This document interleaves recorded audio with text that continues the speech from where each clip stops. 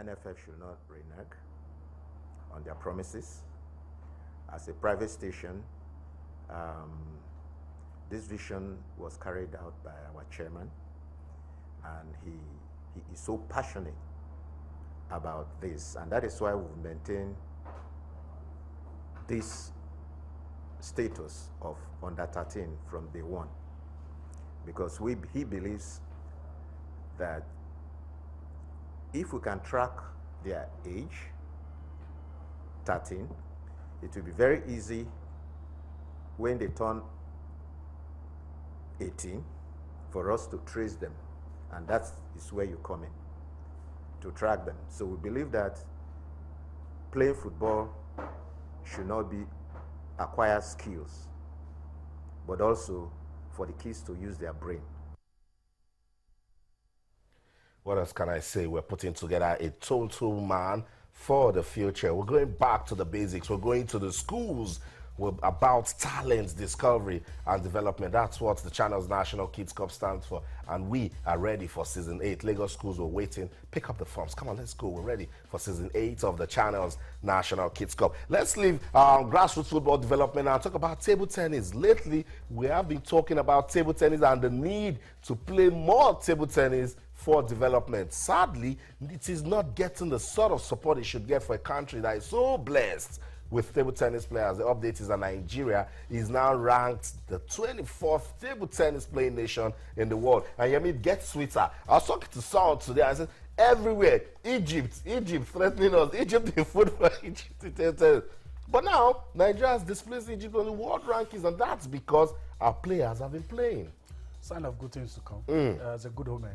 I remember 2005 when this North African team, I think Algeria, was giving us problems. Before we met them in football, we met them in basketball, we defeated them, then we defeated them in football. Now that we're going to come against them in football, it's also good that we're now ahead of them. Our best man is ahead of their best man. Our team is ahead of their team, and it makes us happy. Someone I respect on Twitter today said he would love to see what will happen to Nigerian footballers if maybe the NFF say there's no money, because what these guys, what these table tennis guys have done is exemplary. You don't really see Nigerians do that, and on the strength of their determination, on the strength of the sacrifice that they've made, we're where we are today, and it's commendable. Well, Nigeria takes the shine. We take the credit, we take the glory, but let's not forget the guys, the sacrifice that these guys, that they've made. That's right. And that's the only reason. And because you have to participate in tournaments to get ranking points, to climb up the ladder. And if they didn't do that, we would probably sit down here and still be complaining and moaning about how better the Egyptians are. But with little or nothing, we're ahead of them. I'm just hoping we're going to be able to sustain the momentum. And like I've always told you, Austin, I believe that the Table Tennis Federation have a lot on their hands. They just can't. They may be able to discover new talents, but keeping these top guys satisfied, it's not easy. They need help. They need help.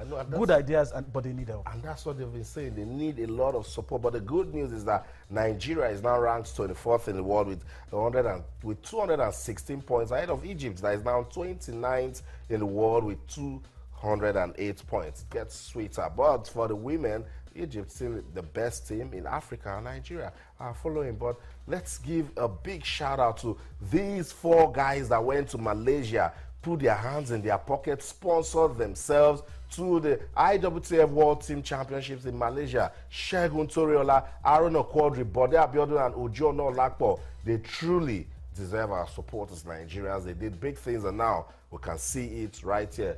I'll get you talking, Olawale. Table tennis back in the day, and I'm sure when we were growing up, it used to be massive everywhere. In the streets of different streets in Nigeria, it was being played, and then we went to sleep. Now the Egyptians, North Africans, threatening us, but now these are signs that we can get back. How can we sustain it? Oh, thank you very much. During the 90s and 80s, I can remember very well when I was growing up in your town, that every street was dotted with table tennis boards.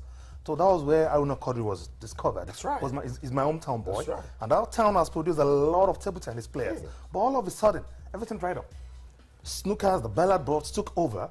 And when the billiard board took over, table tennis suffered. That's one. Number 2, the economic situation of the country.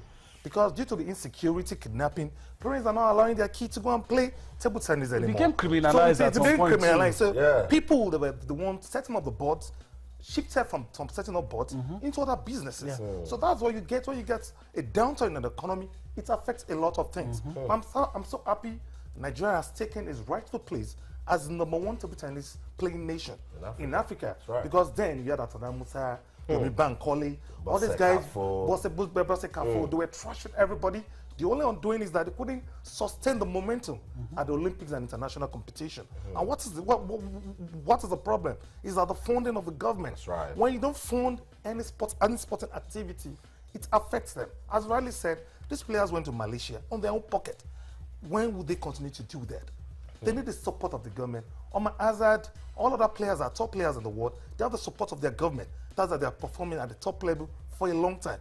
For how long with Aruna Kodri, Sheikh Toriola, Ojo Onolapo, who continue to sponsor themselves to international competition?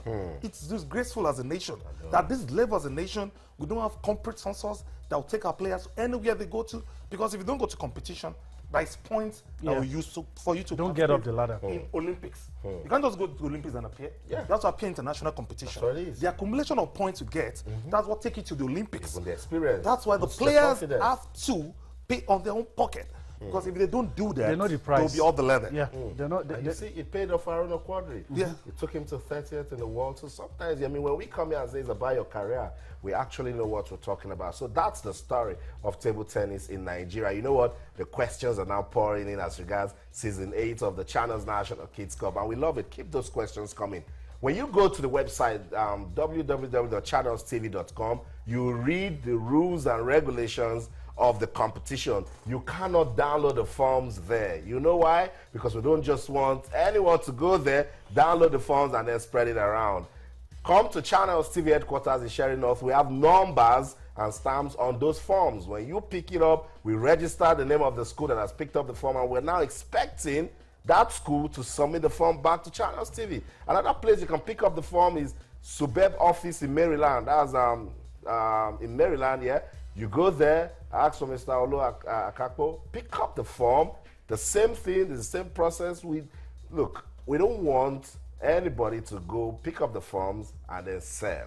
We're having that, but we don't want that. The forms are free of charge. We're inviting schools in Lagos. Come, let's have fun for the love of the game. It's about talent discovery and development. Keep those questions coming. We'll talk about it, season 8 of the Channels National Kids Cup, and we cannot wait to get it going. Let's talk about this lady that started from the grassroots also, all the way from FC Robo. She now plays, well, she's getting ready to join Arsenal ladies, but she has also played for Liverpool FC. And Liverpool ladies, not Liverpool, it's Liverpool ladies. And she's played for the Super Falcons, she's played for the Four Cornets also. Asisa Toshola is a shining example of what it means to be successful with women's football. FIFA organized the leadership program, and she was there. The Nigerian superstar told them, look, we can be better than the United States of America if only FIFA sponsors African football. Let's listen to her. I'll come back. There's so much to talk about. Don't go anywhere. To stay. Football is entertainment. Half of Nigerians, even more than half of Nigerians, they love football. They watch football every day. They want to see what's going to happen on TV. They want to watch football every day. So what am I trying to say now is we can have an association. FIFA can provide like an association or a group of people to hold a seminar in Africa, to be precise, to talk to women, to lecture them about sports, about football, because this is FIFA, we're talking about football here, to lecture them, to talk to them, that football can also bring you the happiness you want in the other part you want your children to go into, you understand? So FIFA comes every time, inspect the league, inspect the federation, give money to them, you inspect what they're doing with the money you've given to them. That's when they pay more attention on it. Talking about US, I mean, I think I would say they're lucky because the part of the world they came from the part that whatever the children want is what the parent has to go with. So that's it. Asisa Toshola, she's saying, look, we have everything in Africa. Just give us the support. FIFA, support African football, and then it will shine. So International Women's Day, Olawale Adam, look at what Nigeria has produced. Asisa Toshola, shining example, and there are others The Super Falcons are an international brand. Anytime any they bought